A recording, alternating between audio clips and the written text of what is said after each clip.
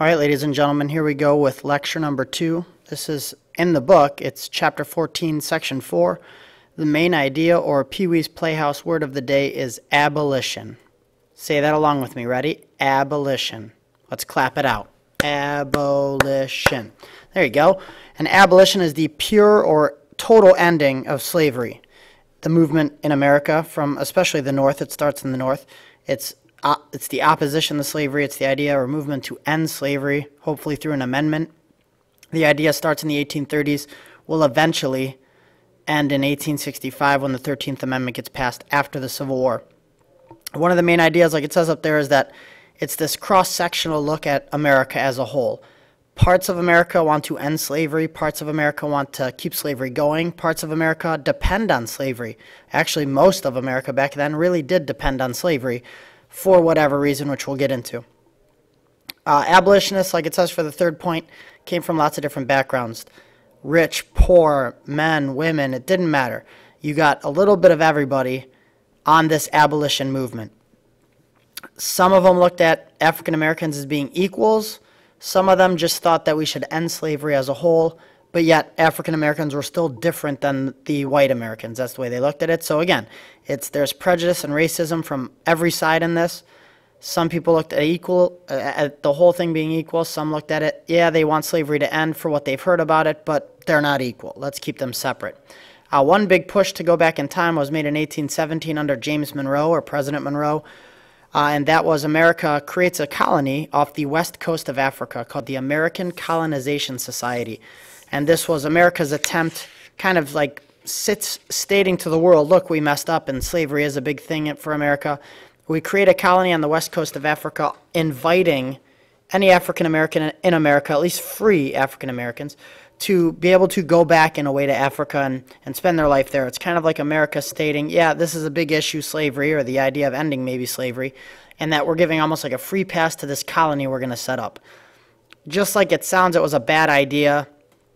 Many African Americans who were free in the North, who had a pretty decent life, weren't willing to cross the Atlantic Ocean, start all over in a brand new country for them, even though this is where they were from, or looked at as where they were from. They didn't want to go back to Africa to start all over. They had a decent life in America. They were going to stay and make something for themselves here.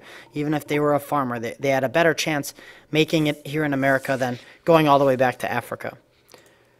The next slide goes over the ideas of spreading the abolitionist message, different people that are abolitionists, some of the most important ones.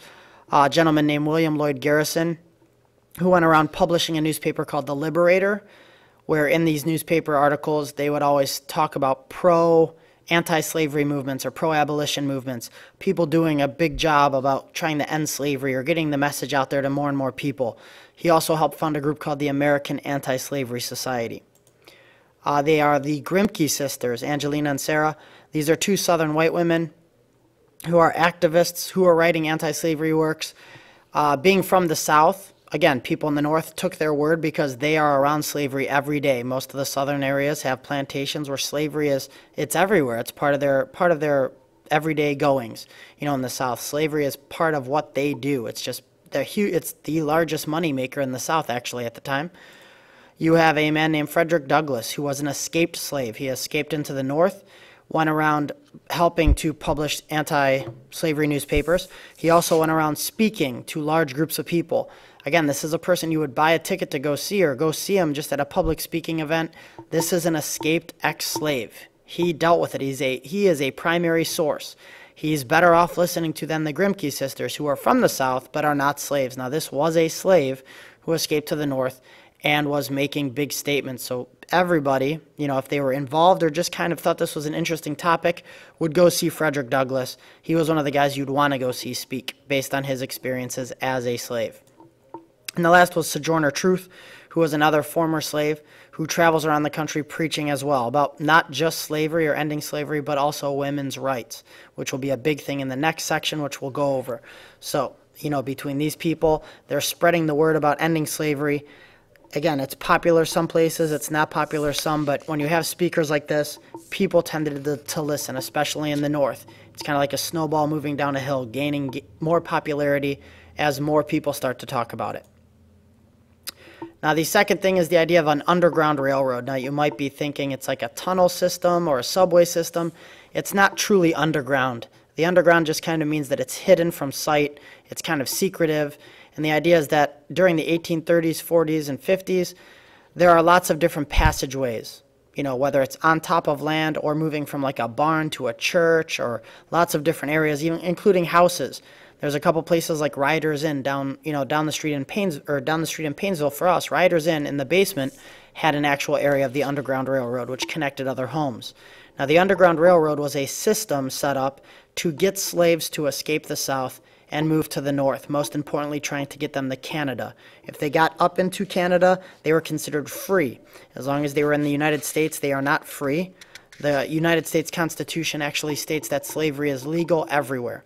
The North didn't have slavery, but slaves were still slaves or property here in the North. So the idea was to get them up to Canada. So we'll go over that a little more in the next chapter, but this idea of the Underground Railroad definitely was an escape route for slaves. Again, if you were caught, the punishments sometimes were death. You faced different punishments with your slave owner if you got caught and went back to the plantation. One of the conductors or leaders of this Underground Railroad was a woman named Harriet Tubman, and she was an escaped slave who went back and actually brought her family with her, and then on her own will really, went back to the South 19 different times and brought or was responsible to bringing 300 more slaves with her to freedom. And she knew the punishment if she was caught was probably death. If white people were caught helping out slaves, they faced prison time because, again, just like some of you at home that like to steal music on the internet, it is illegal. You know that it's illegal. You just don't understand the laws. But you are breaking laws. Whether or not you know it's a law, you're breaking that law. So the punishments kind of fit the crime depending on who you were. Harriet Tubman's a slave. If she was caught, her punishment would have been death. The Underground Railroad itself, you're going to see a map in a second where it shows lots of different routes.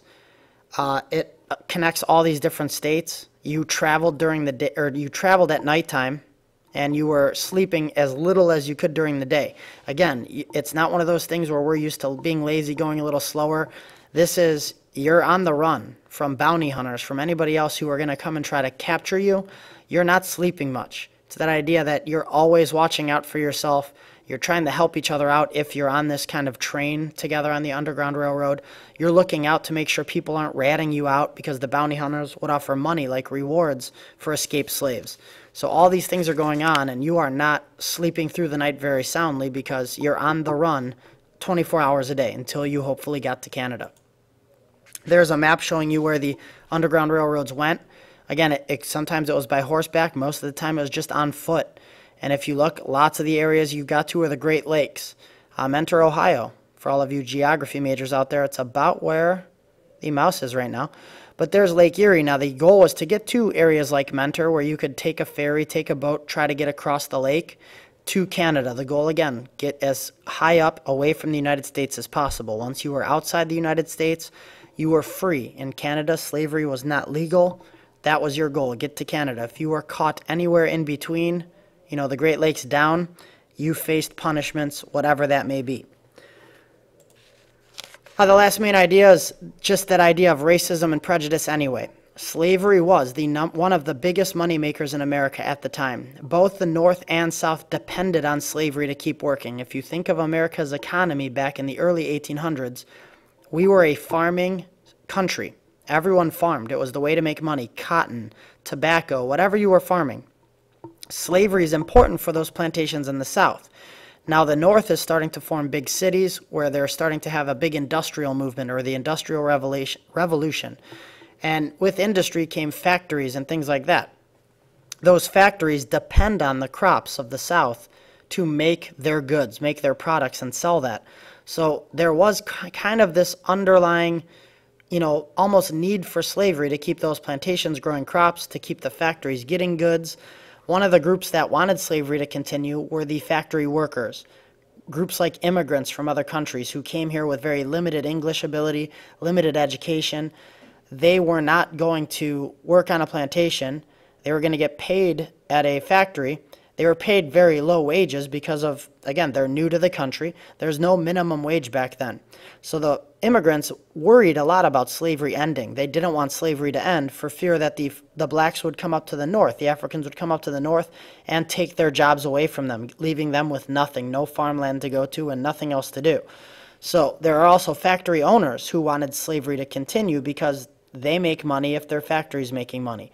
So again, it's this idea that there are people, big groups of people in America starting to really hate slavery and push for its end with abolition, but there are groups of people who want slavery to continue.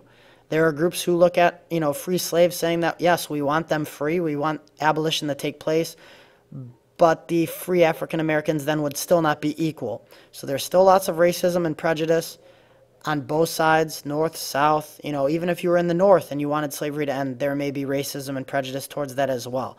So this was one of those wedges driving America apart, driving America kind of to the brink of a civil war. Hopefully you paid attention, took some of your notes. Sorry about no song of the day. I would sing, but that would be disgusting. Good night.